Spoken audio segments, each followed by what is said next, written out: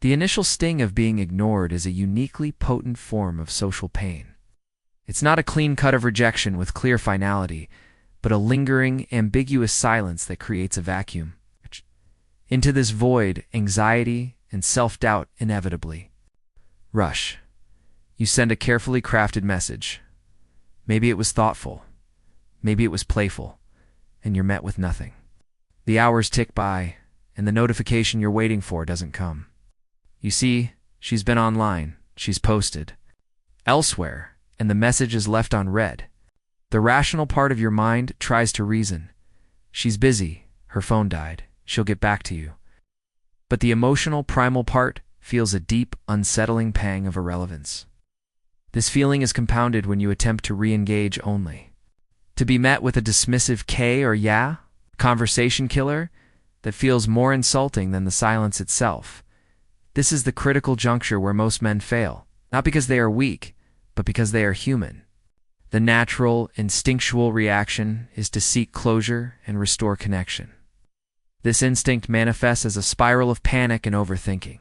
The mind races through a catalog of every recent interaction, searching for the misstep, the offensive joke, the moment you might have come on too strong. You mentally replay conversations, searching for clues like a detective at a crime scene where you're the prime suspect. This internal panic seeks an external outlet, and that's where the fatal mistakes are made. The double text arrives, a follow-up message that tries to mask its desperation with a casual "Hey, everything okay?" Or worse, a completely new topic, as if the first message never existed.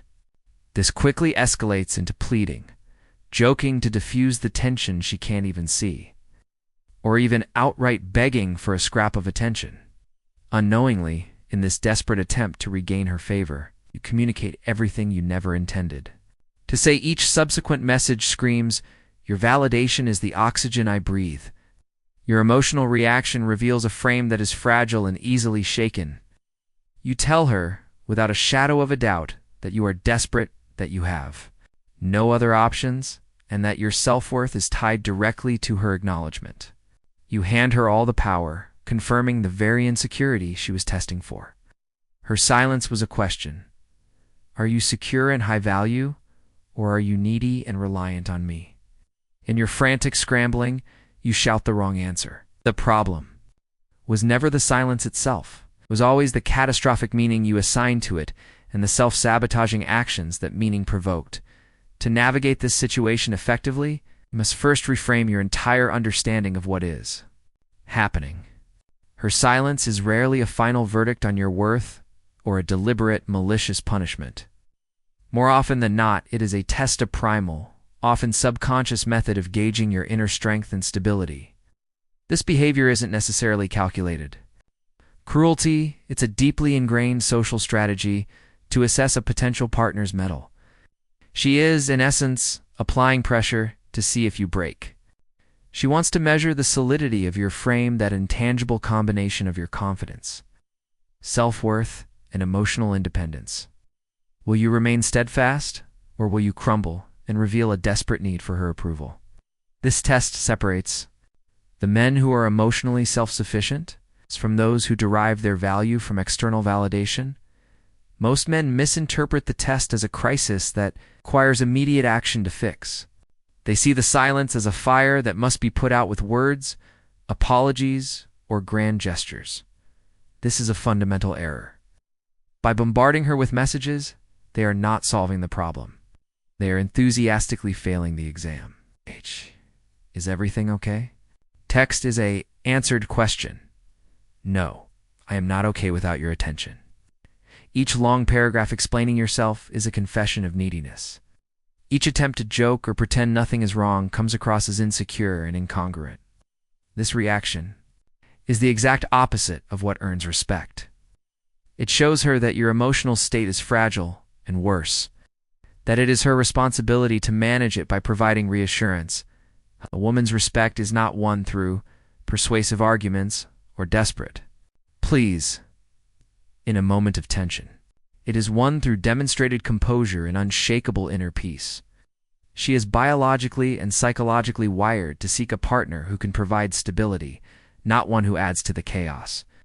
If a simple period of silence, a minor emotional fluctuation, is enough to make you emotionally volatile and desperate, what does that signal about your ability to handle real adversity? It tells her that in a genuine crisis, you would likely become another problem for her to manage, rather than a rock she can rely upon. She isn't looking for a man who is perfect. She is looking for a man who is grounded. The man who passes the test understands this. He doesn't engage with the drama, doesn't take the bait. He remains calm not as a tactic but as a reflection of his genuine understanding that his world does not revolve around her momentary attention. He knows that a person who can be emotionally derailed by a silent treatment is a person who has already given away their power. The goal is not to win her back through action, but to demonstrate through serene inaction that you are the stable, high-value man she hopes you are. Your most potent weapon in this dynamic is not a clever retort or a strategic text. Embodiment of calm indifference. This is not about suppressing your emotions or pretending to be someone you're not.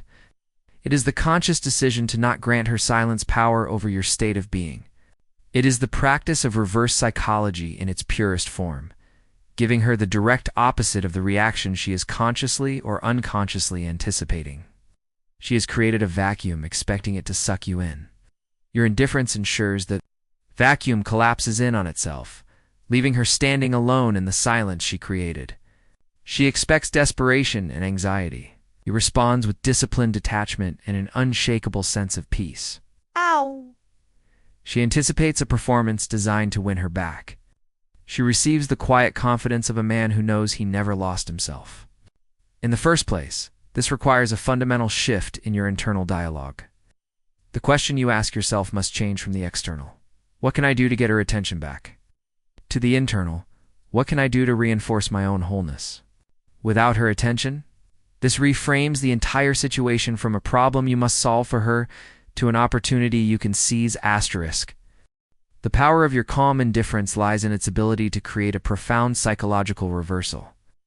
The dynamic she initiated, believing herself to be the examiner in control of the test, is suddenly and completely flipped. The silence she deployed, as a tool to gauge your need for her, becomes the very thing that reveals her own unexpected need for your validation. She created a vacuum expecting to watch you get pulled into it, but your steadfastness means the vacuum has nothing to act upon.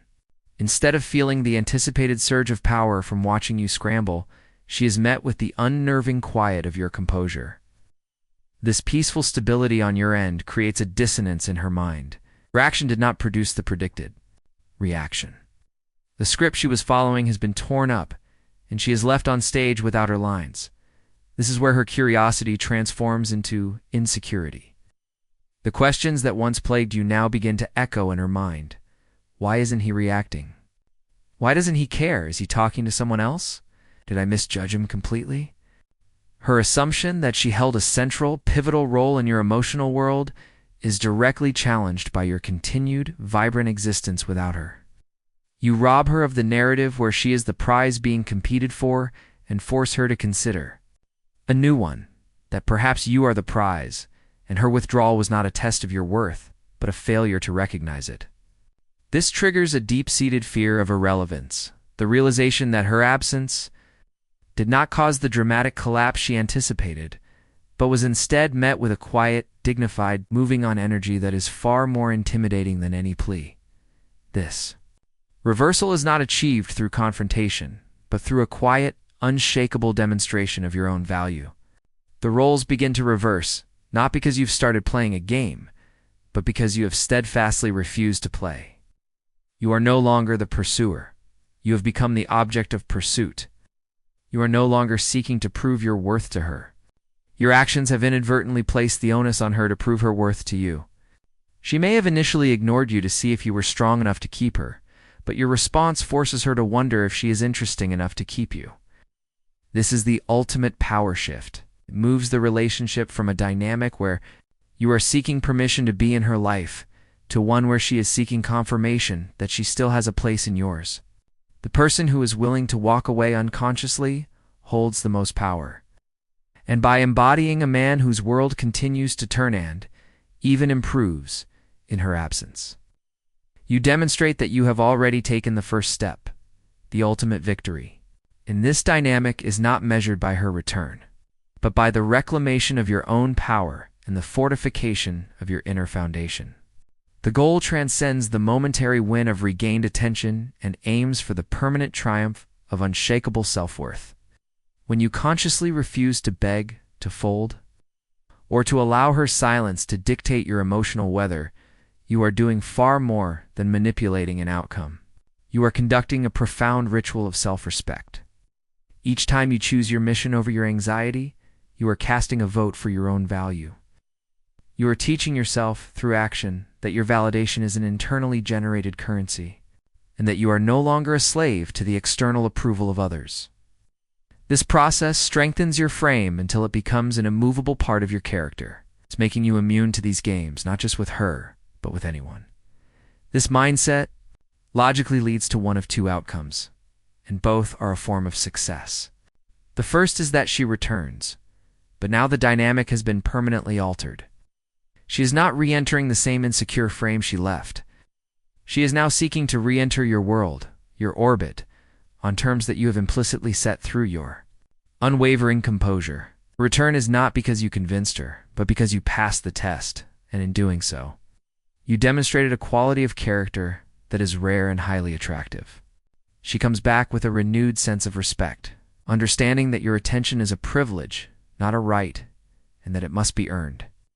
The second and equally powerful outcome is that she does not return. This is not a failure, it is a filtration system working perfectly. Her permanent absence proves, beyond any doubt, that she was never worthy of your time, energy, or emotional investment in the first place.